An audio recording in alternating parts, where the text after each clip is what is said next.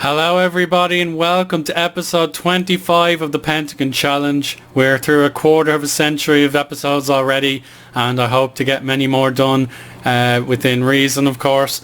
And also on the agenda is a big thank you to everybody who voted in my FM moment of the year for 2015. I have the scores calculated and I have my top three discovered, so I'll be making a short video discussing the three best moments and just to reveal them all sometime during this week.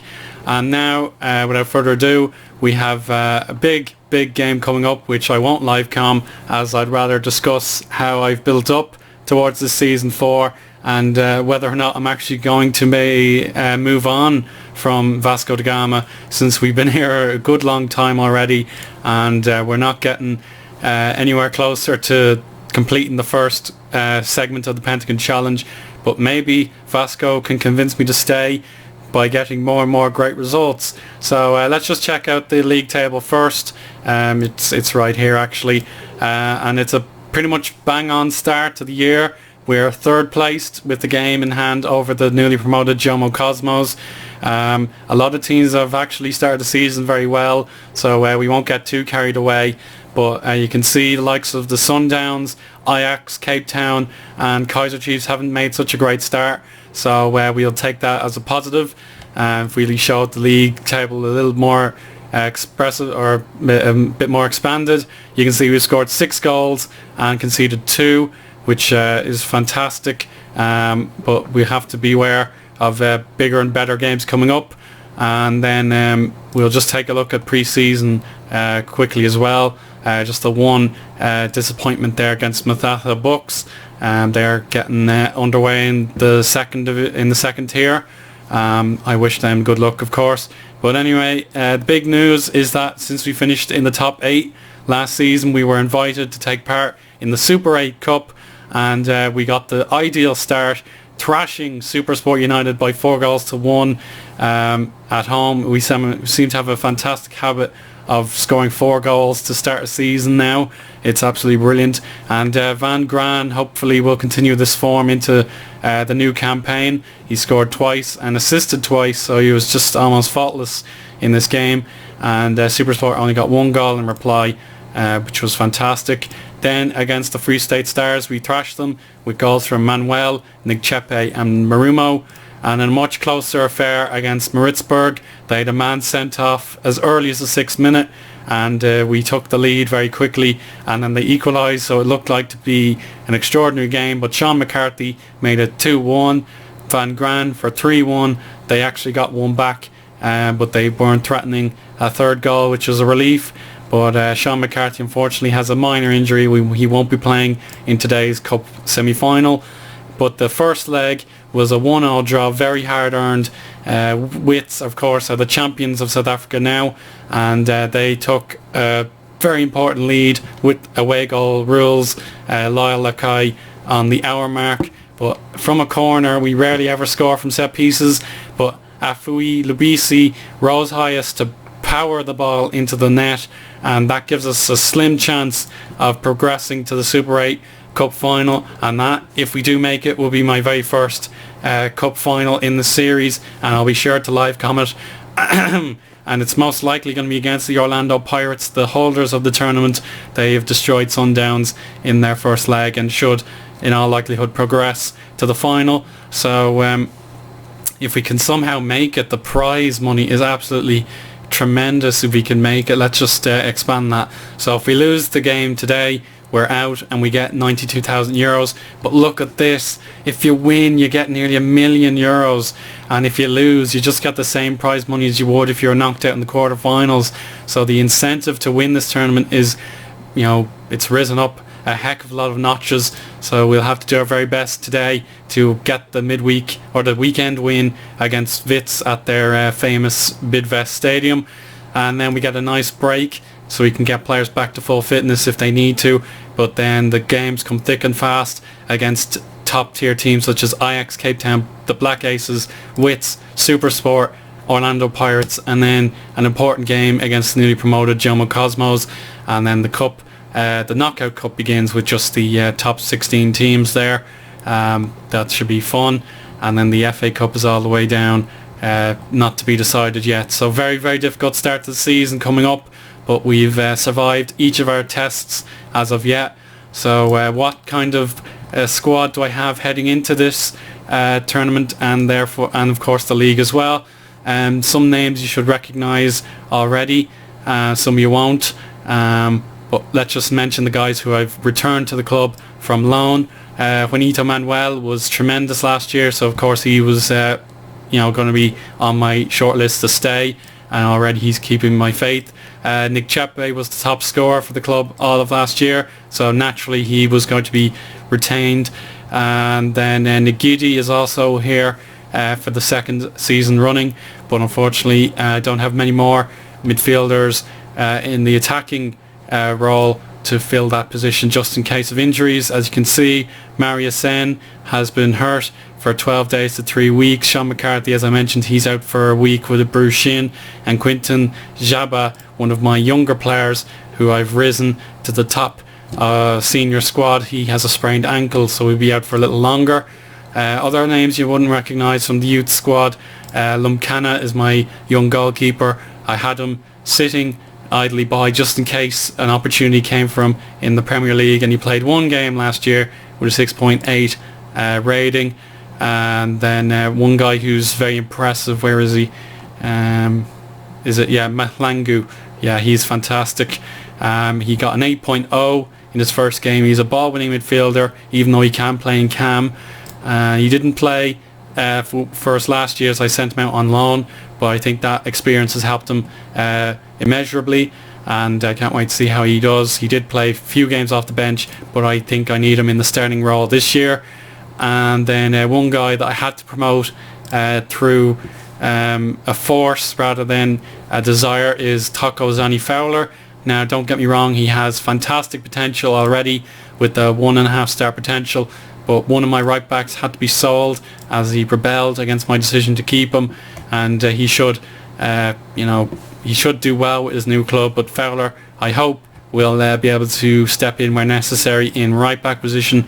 As you can see, we have a few right backs, but I don't really fancy our chances getting lucky with injuries this year, as already proven with some of my attacking minded players. So now let's talk about those transfers, those all important deals. So the sad news is that we've lost some important players, but I felt they had to go, such as Shabalala. His career is coming to an end. Wana, who I did pay money for to get him into the squad 3 years ago, he's now gone. Matiswa, fantastic player, but his time has come, at least for a top Premier League team. He's at Polokwane. Moyoxiana didn't want to be a reserve player anymore, and he forced his way to Amazulu, but he was respectful about it. I couldn't play him often enough, and it seems like he's doing well for his new club. And then the big departure is Bongane Mathabella. I only had him for one season, and then Orlando Pirates took him away from the Sundowns, who initially put in the offer on deadline day, and with that he's gone. He was a good right back, but the disadvantage is that with so few players, I need people who have multiple strengths and can play in multiple places. But Mattabella, I only ever played him at right back, so maybe taking the money was okay.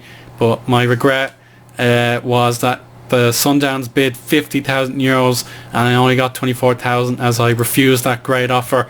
I didn't know he'd be upset, but then again, his loyalty was pretty much minimal. He was never he wasn't really invested in my philosophy, and he just wanted to take the money and go to a better club, which is fully understandable. He's actually not earning too much money, so maybe he was a bit of a silly goose to get tempted by the glamour of a bigger club, but we'll see how that winds up. So I only spent €14,000 on one player, but I've been working the free transfer market and the loan market again, just to ease our money troubles. And now let's begin with Ace Sally. He's a defensive midfielder, but he can also play on the right side of midfield. He can be a very, very good player for us in future. He's got a reasonably good career ahead of him at only 28, so he should be a good enough player to play behind Malachi and Wambi. great news is Michael Boxall is here on a permanent basis. The South African FA eventually gave him the work permit to allow him to stay in the country, and he's been here for a few years now with SuperSport, and hope to give him a much better career. He's the starting defender for me, and he can play right back just in case. So I can't wait to see what the future holds for him, and we'll be keeping a good eye on him while he's still reasonably young. He's going to grow old very quickly, and I hope he stays fit. I needed new left backs, as Radaby is the only one I had, so I began my search with a pure left back in Berry Sonnen Sishen, or Sonnen Shik, I can't really pronounce that. Sonnen Sishine, yeah, Sishine, I'll go with that. He's a good player. He's on loan from the Golden Arrows, who are actually in the first division, but he's made an alright start, and Sonnen Shien should be a good player. And then the other left back I bought is actually a mix between centre back and left back, but prefers being played on the left back place. So maybe we'll find room for him in future to play there. As of yet, I've only played him in centre defence, and his name is Walter Maponyaye. He earns 1.1 grand per week as a rotation option, and he's been okay so far. But Radaby will remain my captain and leader in the defence, and we'll hope the two left backs I brought in can do a good job. And then two players again from Wits, this time on loan. We'll start with the young striker Pakamani Ndwandwe. He is going to be here for one season, and I'm starting him against his parent club today, as I specifically asked that he can play against his parent club in his contract, which is crucial since I only have 4 strikers in the first place, and he has good potential ahead of him, such as 15 finishing, 13 first touch, 12 off the ball, and 15 acceleration, so he could be a very good poacher for us. And then for centre back, I also got in touch with the champions, and I asked for Thabo Hilatashwayo. Could be a very good player for us, but we did lose the other guy we brought in last year, I forget his name. So Hilatashwayo will be our backup defender. He'll get some game time this year, so we couldn't keep where are they gone? Nishangase. He's at the Mathatha Bucks now. They've brought him in on loan, I think. Sorry, yeah, he is on loan, so I couldn't quite get him in as early as I wanted. And then the other guy he brought in on loan, where is he? Mabizella, I think. He's the other centre back I had. He wasn't great, so we decided to let him go back to Bloemfontein Celtic. So I'm very satisfied with the business we've done. Our money situation is much better now, but if we win the Super 8 Cup against all the odds, that'll certainly be a life-changing amount of money, and it could propel us to unseen heights. I'm just about within the allotted wage budget. I had to scratch and crawl and claw for that. The board gave me a new contract, which is fantastic, but I had to demand a little bit more out of them. I needed the extra wage budget to do my business, and since we don't get any transfer fee back into the club, it's like 0% transfer revenue put into the budget, so it's all very difficult to get things done in that regard. And then my new contract, same kind of wage deal, but if I reach the final of the FA Cup, I have a week's wages as bonus for that. And then if all goes horribly wrong, my contract is only a year long, so we'll be keeping an eye on that. But also, very importantly, I'm now studying for a National A licence, so if my reputation gets another boost, I surely should get managers or clubs knocking on my door asking me to take over. But as of yet, I just need more reputation to get those superior jobs.